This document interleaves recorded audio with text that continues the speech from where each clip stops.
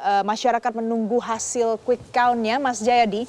Kalau kita menunggu hasil quick count, apa potensi kendala atau kesulitan yang ditemui pada saat akan mengumpulkan suara quick count itu? Pertama mungkin penghitungannya lama, ya itu mungkin sehingga harusnya quick count jadi tidak so quick gitu. Kan karena ada beberapa kendala ya. Terutama untuk menghitung suara partai. Kan quick count itu juga ada untuk pemilu presiden, ada untuk pemilu legislatif.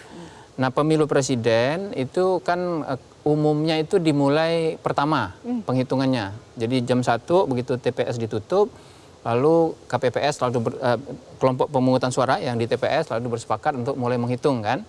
Tapi memang secara teori penghitungan suara untuk Pilpres lebih sederhana kan, karena cuma ada 3 calon. Kertas suaranya juga banyak, ya? Iya. Kalau pemilu legislatif kan baik di pusat maupun daerah itu partainya, terutama yang di pusat, kalau di pusat kan partainya 18. Setiap dapil itu kemudian calonnya ada banyak.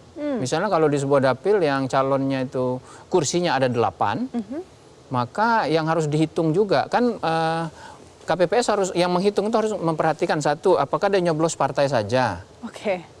Apakah dia hanya nyoblos calon saja? Atau nyoblos dua-duanya, ya kan? Nah, kalau dia nyoblos partai saja, dihitung 1. Kalau dia hanya mencoblos calon saja, dihitung 1 juga.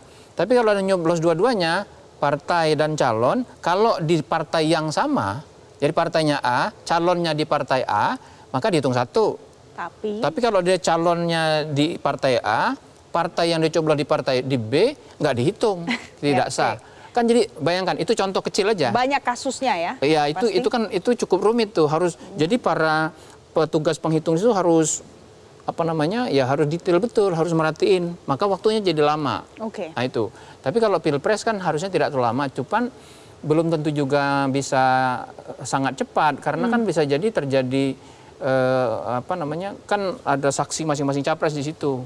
Ada yang tidak setuju misalnya, ada yang menganggap kertas suaranya mungkin bermasalah, ya, tidak sah begitu ya. Misalnya ada orang nyoblos agak-agak ke pinggir gitu dari kota itu. Nah, dan itu bisa dipermasalahkan. Bisa aja ada yang mempermasalahkan. Jadi proses penghitungannya itu kalau dia tidak cepat, maka quick count terpengaruh kan, hasil akhirnya nanti kan lambat dikeluarkan. Itu sebagai contoh.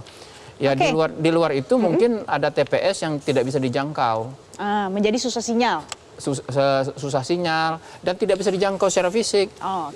Karena misalnya karena hujan, karena apa segala macam. Karena itu seringkali quick count itu ada 1 atau 2 TPS, kadang-kadang ya ada 3 TPS yang akhirnya tidak bisa dilaporkan.